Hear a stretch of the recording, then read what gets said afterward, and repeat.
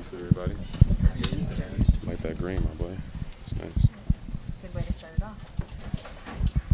Defensively, what changed in the second half? Just think we turned it up. I think that first half they turned it up too.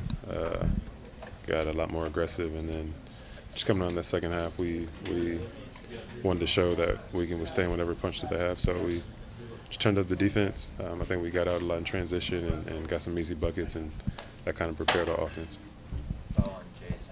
I know it's going to be a physical game. There's going to be some fouls like that. Did you guys think there was anything extra there? Like that? Hard foul. I mean, playoff basketball, 7 seed that's going to come out and fight and be physical. Just a hard foul. How did you seem like you were feeling after the game? Seemed good. Yeah. Well, you guys had a big edge in transition there in the all game, but even the second half. That's when you guys talked about at halftime, or that's something where you guys were able to hit the glass more and get out and run? I think that's just a consensus. Even before we came out, we know that at times they're going to go big and they have size, but rebounding is something that's really important, especially against a team like that. They took a lot of shots, had a lot of long rebounds, and they got their hands on a lot of basketball. So we just got to concentrate on rebounding, really just turning and checking our guy and going and grabbing the ball. That sequence when you got the steal and hit the three, what did that moment feel like? It feels good. It's playoff basketball, so you can feel the energy in the arena. You can feel it in the air. You can feel it from the team, and it's just one of those feelings like, we're here. Did you come into this game knowing you wanted to set the tone with that mindset? I think we always try to hang our hats on our defense.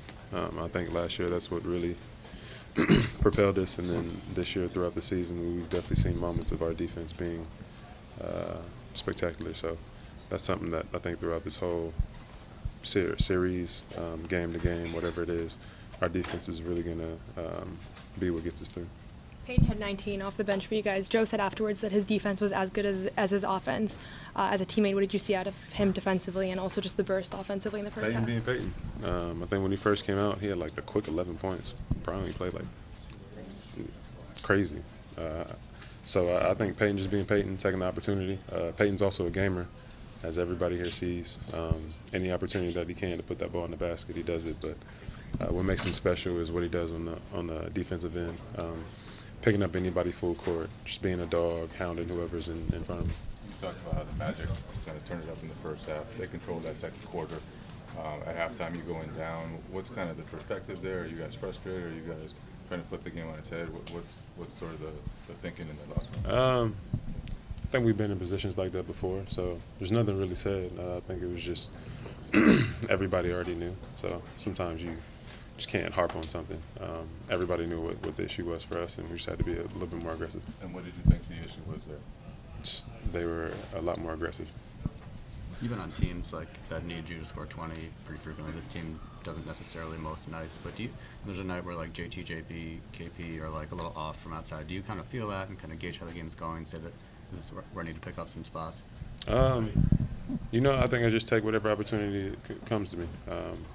Whatever that might be. I think we have enough talent on this team where I don't necessarily take it upon myself, but I think everybody has kind of that mentality where if I get a chance, I'm going to do whatever I can to carry the load. So for me tonight, it was defensively, and I'm trying to hound the ball, and hopefully I continue to do that. Final couple questions for Jrue. What's the approach for you guarding Paolo? Just being aggressive. You don't really want him to see too much of anything. Just a bigger body, so in the post, kind of knowing tendencies and what he likes to do. And then if he ever has the ball, above the three-point line and it's squared up to me, just try to hound the ball and make it difficult. How much were you and Derek feeding off of each other, and then D-White offensive? I just think it comes naturally.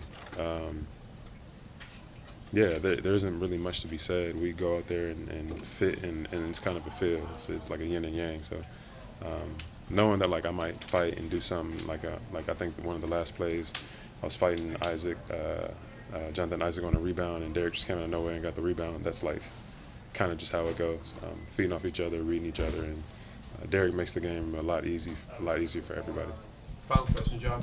How important is pace and tempo to breaking down a defense like Orlando's? I think it's very important.